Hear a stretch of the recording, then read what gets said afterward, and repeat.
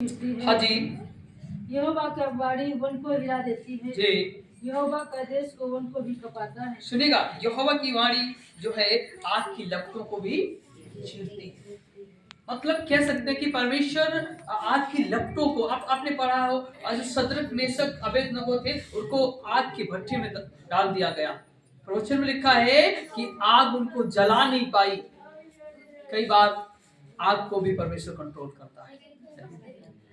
आप कह सकते हैं धरती पे जो कुछ है वो सब परमेश्वर के नियंत्रण में है। परमेश्वर के आपको पता है, आप जब बीमारी में है, निराशा में है, वो बीमारी भी परमेश्वर के नियंत्रण में है। एक समय, एक सही सटीक समय आता है, वो आपको चंगाई देता है। Hallelujah, hallelujah.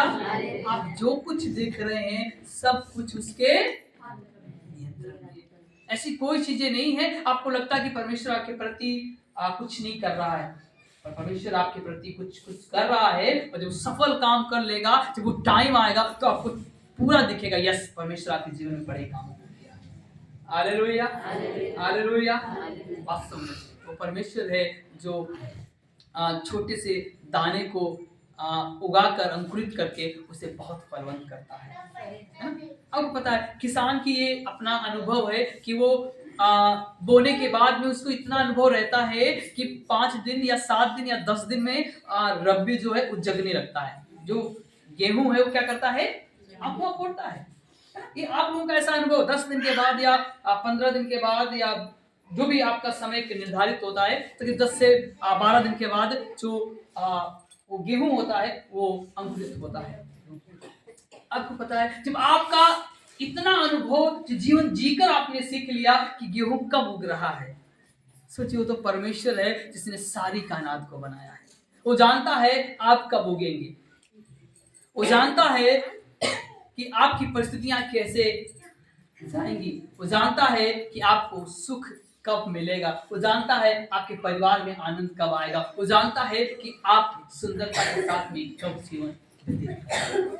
हालेलुया, सब कुछ परमेश्वर जानता है। और 9 पद कहता है यहोवा की वाणी से जी हरनियों का गर्भपात हो जाता जी है, हाँ और अरण्य में पतझड़ होता है जी। और उसके मंदिर में सब कोई महिमा ही महिमा बोलता रहता है। सोचिएगा परमेश्वर इतना सामर्थ्य है कि वास्तव में पतझड़ भी परमेश्वर की आवाज से हो जाता है। और कई बार परमेश्वर का वचन कहता है उसके भवन में, उसके मंदिर में परमेश्वर की स्तुति और महिमा होती रहती है।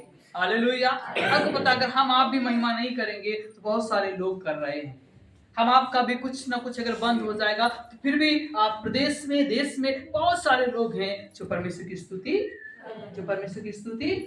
मैं कहना चाहता हूँ आप खामोश ना बैठे, आप खामोश ना बैठे, क्योंकि परमेश्वर है जो आपको आने वाले दिनों में इस्तेमाल करेगा। अगर आप खामोश बैठेंगे तो वचन में लिखा है पत्थर भी चिल्ला उठेंगे।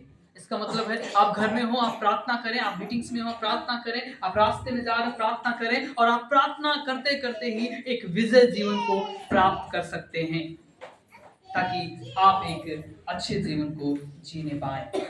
जी लास्ट 10 और 11 पदों को पढ़ेंगे।